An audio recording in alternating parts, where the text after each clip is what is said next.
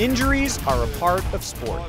One of the most devastating is a torn anterior cruciate ligament, or ACL. While the injury can occur from contact, like in football, the more prevalent ACL tears occur in non-contact sports, such as soccer and basketball. The small bone on the bottom, the tibia and the femur, actually have a shifting. There's a movement of the joint, usually because the muscles aren't protecting the joint or the muscles aren't really firing appropriately. So the force of motion, whether it's a deceleration or a cut or something like that, that force is translated into the ligament. And the ACL itself now begins to resist that force. And if the force is greater than what the ligament can sustain, then the ligament ruptures. Research out of Cincinnati suggests women basketball players play more upright, keeping knee joints straight rather than flexing the knee after jumping, putting more stress on the joint itself. And what they found was men have a tendency to fire their hamstrings first during the absorption of force, where women still have a tendency to want to fire their quad first.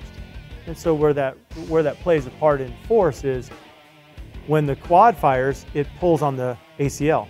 So if I already have force going into the ACL, and then the muscle or the brake that I'm going to use to decelerate my force pulls on the ACL, you've got all the force going through the ACL.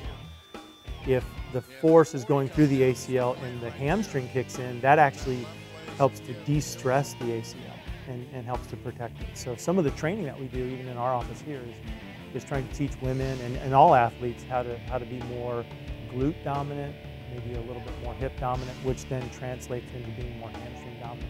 So the question is there, can the chance of an ACL tear be reduced? And they've seen, the studies are showing that we're seeing reduction in these injuries with certain strategies, put in place. And a lot of the strategies are related to the hip. Right? The hip is probably the reason why the ACL has most of its trouble, right? Why the knee has its trouble. Hip weakness or hip vulnerability is oftentimes what leads the knee to lose its protective properties. The latest strategies and training is to put the athlete into situations that would be outside their normal range of motion in their sport.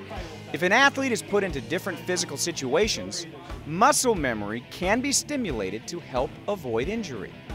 And we see that when we incorporate these strategies and athletes are challenged functionally, maybe what we might use is the term functionally, meaning how they actually move on a court or how they actually move on a field, we see reduction happen pretty significantly.